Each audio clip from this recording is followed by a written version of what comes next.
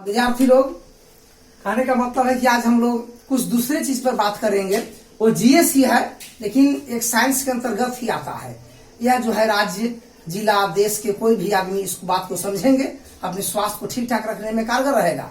जैसे कहने का मतलब यह भी है कि संसार में जो कोई आदमी जो कुछ काम करता है, उस काम को करने के लिए उसका स्वास्थ्य का होना जरूरी है, और स्वास्थ्य को ठीक रखने के लिए भोजन का कॉम्बिनेशन जरूरी है। जैसे यहाँ पर है कि इन भोजनों को टाइटल में रहेगा, इन भोजनों को मिलाकर कभी न खाएं। दोष है, क्योंकि इनमें आपसी रिएक्शन होता है, प्रतिक्रिया होती है, जिसका विपरीत प्रभाव शरीर पर पड़ता है। जैसे मान लिया कि परिचय में यही है कि अगर आलू का चोखा वगैरह बनाते हैं तो उसमें लवंग, इलायची, घी, मक्खन, तेल, जटमस्सी, पीपर डाल देंगे तो स्वादिष्ट नहीं होगा, बल्कि वह एंटी डाइट केमिकल बन जाएगा। वह इसी प्रकार से अगर साग में हम गरम मसाला, घी, तेल, डालडा, रिफाइन सब डाल देंगे तो साग नहीं बनेगा, वह एंटी डाइट केमिकल बन जाएगा, जो पाचन के लिए उचित नहीं है, वोमिटिंग हो जाएगा या फिर अच्छा नहीं लगेगा। उसी प्रकार से कुछ भोजन का कॉम्बिनेशन होना चाहिए। सब भोजन सब चीज में मिलाए नहीं जाते। जैसे कुछ यहाँ देखिए, घी के साथ शहद नहीं यूज करना चाहिए।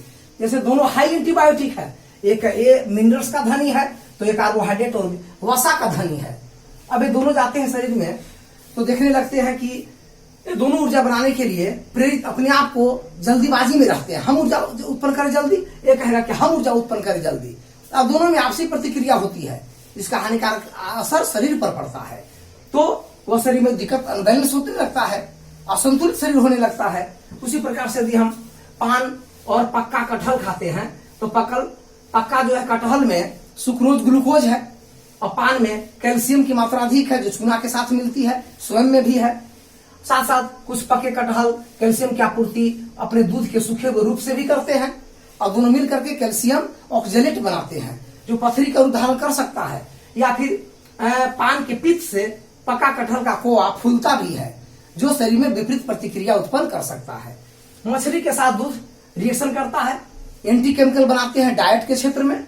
मांस के साथ भी दूध तथा दूध से बनी वस्तु एंटी डाइट केमिकल बनाते हैं, जो इम्यूनिटी या तबियत खराब कर सकता है। लेकिन मांस के साथ घी बैलेंस है, इसके क्योंकि मांस में भी कार्बोहाइड्रेट वसा होते हैं, घी में भी वसा कार्बोहाइड्रेट है, उसी में ज्यादा फैट्स है। तो कहने का मतलब कि फैट्स इसके साथ कॉम्बिनेशन को बढ़ाएगा।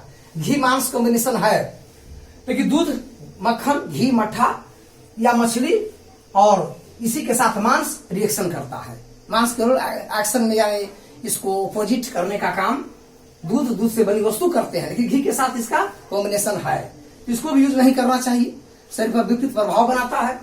अब 5 में है करेला और नीम, में दोनों हाई एंटीबायोटिक है तो सब्जी करेला लेकिन एंटीबायोटिक है। ये नीम का रस भी एंटीबायोटिक है, शरीर के ब्लड का शुद्धिकरण, सेल का शुद्धिकरण, टिश्यू का शुद्धिकरण, कीड़े का मारना, आंतरिक रोगाणुओं को नष्ट करना, सबके काम में आता है। ट्यूमर वगैरह भी खत्म करते हैं, कई काम। लेकिन हाई एंटीबायोटिक होने से इनका भी वही स्थिति है, ये कहेगा कि पहले हम काम करें, ये कहेगा कि पहले हम काम करें।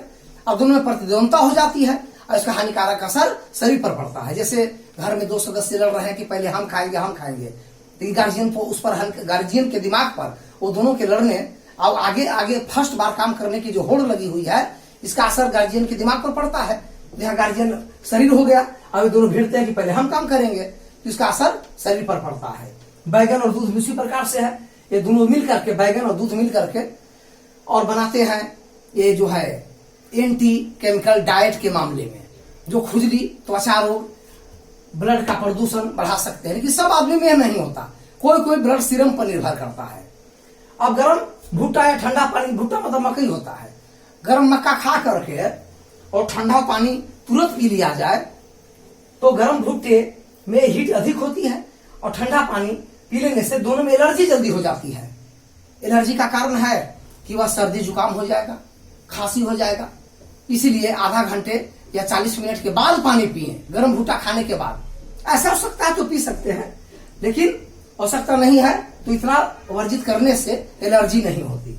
अब इसके बाद है भोजन के समय भर पेट पानी पीना उचित नहीं है। ऐसे अगर घेंघा लग जाए या हुचकी आ जाए तो पानी पी सकते हैं, लेकिन भर पेट खाना खाने के बाद कम से कम 40 मिनट के बाद पानी पिया जाए तो ज्यादा अच्छा हुआ, क्योंकि लार समेत अग्न्याशय से, जठर से आंतरीय रस निकलते जो पचाने के लिए भोजन को, वो भोजन ज्यादा पानी भोजन के समय खत्म होते ही पी लिया जाए भरपेट तो तनु घोल हो जाता है, वो पाचन एंजाइम की शक्तियां टूट जाती है और पचाने की स्थिति कमजोर हो जाती है।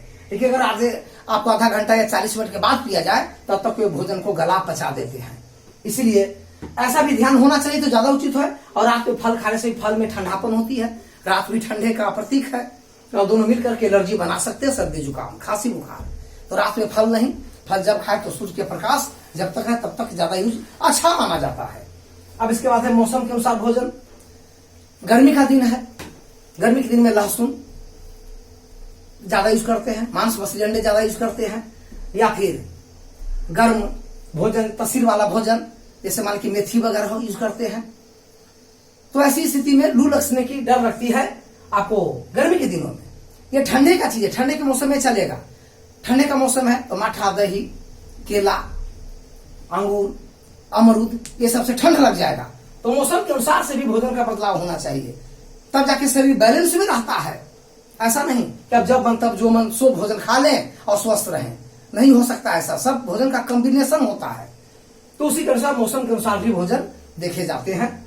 और तुलसी का पत्ता और मांसाहारी भोजन, तुलसी के पत्ता हाई एंटीबायोटिक्स, एंटीऑक्सीडेंट, ऑक्सीजन ज्यादा इसमें होता है।